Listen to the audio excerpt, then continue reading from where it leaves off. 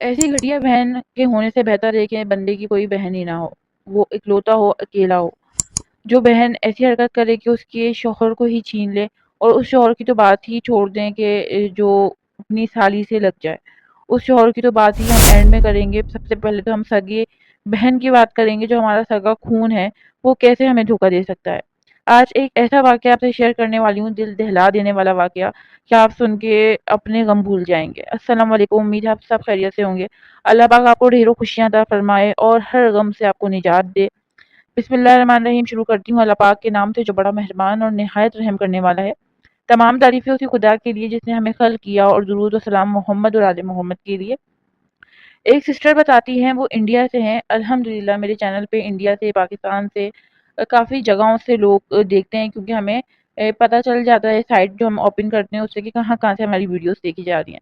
تو ایک سسٹر نے مجھے فیس بک پہ کانٹیکٹ کیا، کیونکہ میرا فیس بک کا لنک بھی میرے یوٹیوب پہ اٹیچ ہوا ہوا ہے۔ سو ان کا میسج آتا ہے، کہتی ہے کہ میں آپ سے اپنا واقعہ شیئر کرنا چاہتی ہوں، اور میں آپ کو بتانا چاہتی ہوں کہ میرے ساتھ کیا سین ہوا، اور میں نے پھر کون سی دعا پڑھی، اور پھر میرے زندگی میں معجزے ہونے لگے۔ وہ بتاتی ہیں کہ میری شادی ہوئی، اور ماشاءاللہ سے میں بہت اچھی رہتی تھی اپنے شوہر کے ساتھ، 5 سال تک میں بہت اچھی رہی، خوش رہی۔ ایک دن ہوتا ایسا ہے کہ ہمارے جو کچھ ریلیٹیوز ہیں وہ پاکستان میں بھی رہتے ہیں، اور میں انڈیا سے ہوں۔ تو میرے ماں باپ بھی، میرے پیرنٹس وغیرہ سب انڈیا میں رہتے ہیں۔ میری ایک سسٹر ہے، ہم صرف 2 سسٹرز ہیں، میرا کوئی بھائی نہیں ہے، ٹھیک ہے۔ اور ریلیٹیوز ہیں وہ کافی دور دور ہمارے گھر سے رہتے ہیں۔ تو میری جہاں شادی ہوئی، میرے ماں باپ کا گھر بھی قریب ہی تھا، اور میرے پیرنٹس کو پاکستان جانا تھا، کیونکہ پاکستان جانا تو ان کے کافی سارے ریلیٹیوز رہتے ہیں، کافی عرصے سے وہ جانا چاہ رہے تھے، لیکن پیسوں کی کمی کی وجہ سے وہ نہیں جا پا رہے تھے۔ تو کافی پیسے جمع کرنے کے بعد ان کو پاکستان جانا تھا، اور میری بہن کی یونیورسٹی تھی، اس وجہ سے اس کے پیپرز بھی آنے والے تھے، تو وہ میری سسٹر نہیں جا پائی، اور میرے خاندان والے بھی کافی دور دور رہتے ہیں۔ تو ہوا کچھ یوں کہ میرے جب پیرنٹس کو پاکستان جانا تھا، تو میرے پیرنٹس نے یہ کہا کہ آپ ایسا کرو کہ اپنی سسٹر کے گھر رک جاؤ۔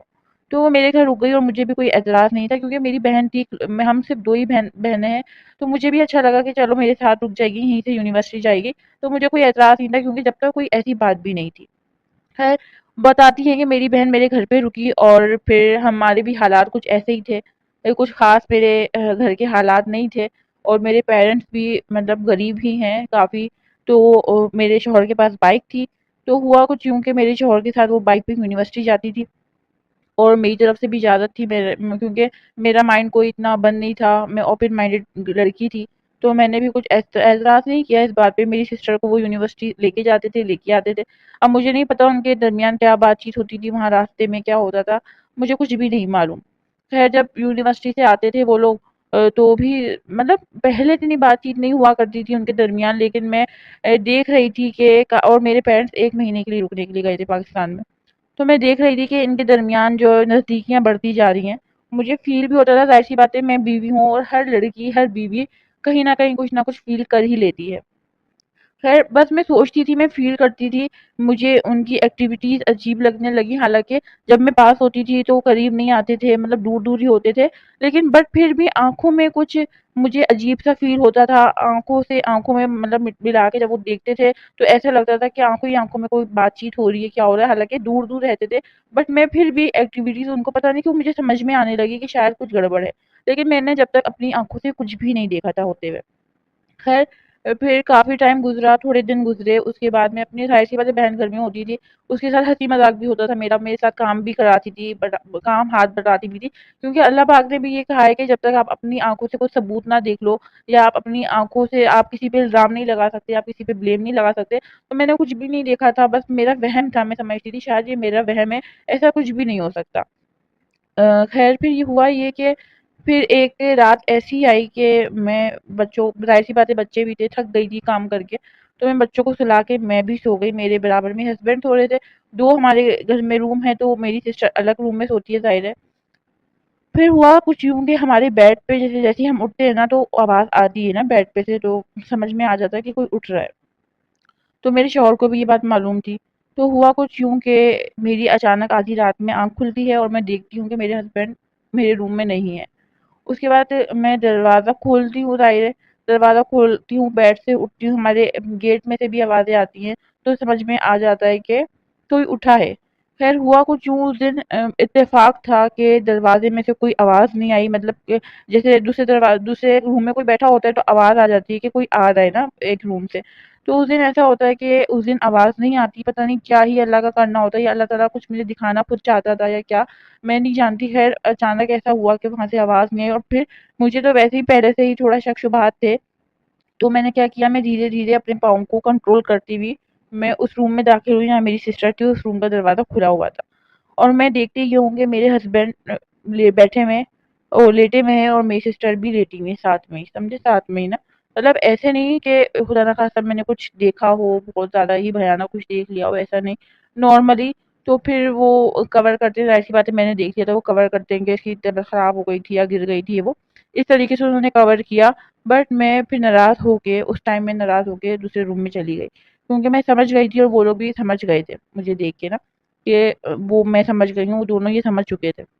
خیر میں ناراض ہوئی اور میں چلی گئی، اس کے بعد میں اپنی سسٹر سے بھی ناراض ہوئی اور اپنے شوہر سے بھی ناراض ہوئی، پھر جو بھی دن بچے تھے میری تلخ کلامی ہوتی تھی اپنی سسٹر کے ساتھ اور یہ سب ہوتا تھا۔ اس کے بعد یہ سب چیزیں کھلم کھلا ہونے لگی، اور مجھے پتا تھا میرے پیرنٹس بڈھے ہو چکے ہیں، ظاہر سی بات ہے ایج ہو چکی ہے ان کی زیادہ، اور میرے فادر کو بھی مطلب کہ پہلے اٹیک وغیرہ آ چکے ہیں، تو میں اپنے فادر کو یہ بات نہیں بتا سکتی تھی۔ خیر میں نے بہت برداشت کیا، میں نے اپنے شوہر کو بہت سمجھانے کی کوشش کی، بٹ وہ نہیں مانے، پھر میرے سامنے کھلم کھلا انہوں نے ظاہر کر دیا۔ پھر ہوا کچھ یوں کہ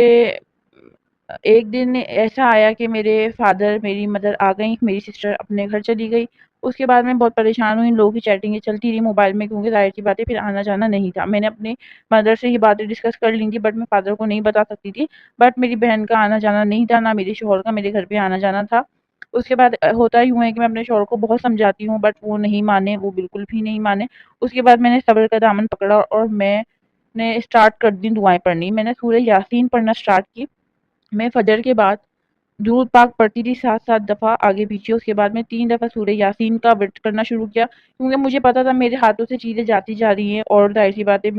میرا گھر بھی خراب ہوگا، اوپر سے میری سسٹر کا بھی ظاہر سی بات ہے کہیں شادی نہیں ہو پائے گی، گھر خراب ہوگا، بدنامیاں الگ ہوں گی، تو مجھے ان سب چیزوں کا بہت ڈر تھا، اور مجھے اپنے فادر کا بہت ڈر تھا، کیونکہ انہیں پہلے ہی 2 میجر اٹیک آ چکے تھے، اور میں نہیں چاہتی تھی کہ میرے گھر کی وجہ سے، میرے شوہر کی وجہ سے، یا میری نااہل بہن کی وجہ سے میرے باپ کو کچھ نہ کچھ ہو۔ اس کے بعد ہوا کیا، میں نے اللہ پاک کی رسی تھام لی، اس کے بعد میں نے مطلب میں نے یہ ورد بنا دیا تھا کہ جب تک میری دعا قبول نہیں ہوگی میں سورہ یاسین کو نہیں چھوڑوں گی۔ میں نے 5 سے 6 دن سورہ یاسین پڑھی ہے، 3 دفعہ، مطلب 3 دفعہ پڑھتی تھی میں سورہ یاسین فجر کے ٹائم۔ اس کے بعد ہوا کچھ یوں کہ میرے شوہر کی ایک دم سے جاب چھوٹ گئی، میرے شوہر بہت زیادہ پریشان رہنے لگے، ان کے اوپر اتنی ساری آفتیں آ گئیں، اتنی ساری آفتیں آ گئیں سوری، میں آپ کو بتا بھی نہیں سکتی، مطلب ہر جگہ سے پریشانی، ہر جگہ سے پریشانی، جہاں جا رہی جاب نہیں مل رہی، اور پیسوں کو لے کے پریشانی، اور بھی دیگر بہت سارے معاملات، مطلب جہاں جا رہے ہیں ان کو کوئی نہ کوئی باتیں سنا رہا، مطلب ایسی آفتیں آ گئیں کہ وہ کہتی ہیں کہ میں آپ کو بیان ہی نہیں کر سکتی، ہر وقت آفتیں آفتیں آفتیں، مطلب ان کو کوئی راستہ نظر نہیں آتا تھا، مطلب اتنی اللہ تعالیٰ نے ان کے اوپر آفتیں دے دی تھی کہ بس ان کا اس میٹر سے وہ دور ہوتے گئے، لڑکیوں کے چکر سے وہ بالکل دور ہو گئے۔ اس کے بعد وہ مجھ سے ڈسکس کرنے لگے، کیونکہ میں یہی چاہتی تھی کہ میرا شوہر ہے مجھ سے ہر بار ڈسکس کریں، مطلب میں ہوں نا بیوی، تو مجھے سمجھا جائے، غیر عورتوں کو کیوں سمجھا جاتا ہے، چاہے اس میں میری بہن ہی کیوں نہ ہو، کیونکہ جب بات آ جاتی ہے نا آپ کے شوہر پہ اور آپ کے رشتے پہ، تو پھر آپ کو ہر کسی بندے سے گھن آنے لگتی ہے جو آپ کے شوہر کے پاس آنے لگے۔ خیر اس کے بعد میرے شوہر میرے نزدیک آنے لگے، وہ مجھ سے ہر بار ڈسکس کرنے لگے، کیونکہ وہ اتنے مینٹلی ڈسٹرب ہو گئے تھے، وہ اتنے پریشان ہو گئے تھے، اللہ پاک کیوں، اور میں تو چاہتی یہی تھی کہ میرے میاں میرے ہو جائیں اور میری بہن کا اچھی جگہ پہ رشتہ ہو جائے، مجھے بس ان 2 چیزوں کے علاوہ میری زبان پہ کوئی دعا ہوتی ہی نہیں تھی، میں 24 گھنٹے یہی دعا کرتی تھی، اور جو چیز بھی دیتی تھی اپنے شوہر کو یا ودودو پڑھ کے دیتی تھی، ہر چیز، شربت بھی دے رہی ہوں، کھانا بھی دے رہی ہوں، پانی تک بھی اگر میں نے ان کے سرہانے پانی تک رکھا ہوا ہے تو یا ودودو پڑھ کے دیتی تھی، یا ودودو یا ودودو، کیونکہ مجھے پتا ہے یہ محبت کی تصویر، محبت پیدا کرتی ہے۔ خیر وہ سمجھیں کہ 6 مہینے تک بہت پریشان رہے پیسوں کو لے کے، ہر چیز کو لے کے، پھر ہمارے بچے بیمار رہنے لگے، بے انتہا بیمار، کبھی کسی کو ہاسپٹل لے کے جانا، کبھی کسی کو، اور پیسہ بالکل بھی نہیں ہونا، تو بس ان چیزوں میں اللہ تعالیٰ نے ان کو آزمائشوں میں گھیر لیا۔ اس کے بعد جب آزمائشیں ختم ہوئی اور جب انہوں نے میری چیزیں فیل کی کہ میں نے ہر چیز پہ صبر کیا، میں نے ان کا ساتھ پھر بھی نہیں چھوڑا، تو بس اللہ تعالیٰ نے معاوضے دکھائے، اور میں نے سورہ یاسین کا دامن نہیں چھوڑا۔ میں نے سورہ یاسین کم سے کم 40 دن پڑھی ہے، 3 دفعہ۔ اس کے بعد 40 دن کے بعد میں نے ہر فجر کے ٹائم، فجر کی نماز کے بعد 1 دفعہ میں سورہ یاسین ضرور پڑھتی تھی۔ 7 دفعہ درود پاک پڑھتی تھی، اس کے بعد میں سورہ یاسین پڑھتی تھی، اور بس کیا ہوا پھر، اس کی میری سسٹر کی یونیورسٹی بھی اینڈ ہونے والی تھی، اس کی اچھی جگہ شادی ہو گئی، بہت اچھی جگہ پہ اس کی شادی ہو گئی، آج وہ بھی خوش ہے۔ لیکن ہاں، دکھ تھا، ظاہر سی بات ہے، میرے شوہر کو اس نے چھیننے کی کوشش کری۔ میری سگی بہن تھی، کم سے کم اپنی بہن کا لحاظ کرتی، اور ہم صرف 2 بہنیں تھے، مطلب نفرت کا بیج تو بو دیا نا، نفرت تو پیدا ہو گئی تھی نا۔ کوئی کیوں کرتا ہے، سگی بہنیں بھی یا کوئی دوست بھی، سنا تھا کہ دوست ایسی ہوتی ہیں۔ تو بہت دکھ ہوا اس کے بعد جب میٹرک ٹھیک ہونے لگے، سورہ یاسین سے میری زندگی بدل گئی، بہت سارے معاوضے ہونے لگے، تو پھر میں بھی خوش ہو گئی۔ تو یہ میسج اسی لیے سب تک پہنچایا جا رہا ہے کہ بھائی اچھی چیزوں کے پیچھے جائیں، کسی کا گھر خراب نہ کریں، اپنا سوچیں، اپنی آخرت سوچیں، دوسروں کو خوش رہنے دیں۔ اگر اس کی لائف اچھی چل رہی ہے تو آپ اس کے حق میں دعا کریں، اپنے حق میں دعا کریں، نہ کہ کسی کی زندگی برباد کریں، چاہے وہ دوستیں ہوں، چاہے وہ بہنیں ہوں، یا کوئی بھی رشتہ ہو، یا کوئی باہر کی ایکسٹرا کزن ہو، یا کوئی بھی باہر کسی بندے کو اگر نہیں جانتے ہو وہ ہو۔ اگر کوئی شادی شدہ بندہ ہے تو آپ کیوں اس کے اوپر انٹرفیئر کر رہے ہیں، کیوں اس کی زندگی میں آ رہے ہیں فضول میں۔ تو آج کا عمل میں نے آپ کو بتا دیا، سورہ یاسین کو لے کے تھا، آج کا موضوع سورہ یاسین کو لے کے تھا۔ اگر آپ کی لائف میں بھی ایسی کوئی گندگیاں ہیں، ایسی کوئی باتیں ہیں جن سے آپ پریشان ہیں، تو آپ سورہ یاسین کا ویڈیو سٹارٹ کریں، انشاءاللہ تعالیٰ آپ کی بھی پریشانیاں دور ہو جائیں گی۔ ملتے ہیں نیکسٹ اچھی سی ویڈیو کے ساتھ، اپنا بہت سارا خیال رکھیے گا، چینل پہ نیو ہے تو لازمی سبسکرائب کر کے جائیے گا، کمنٹ کر دیے گا، لائک کر دیے گا، آگے شیئر کر دیے گا۔ خدا حافظ۔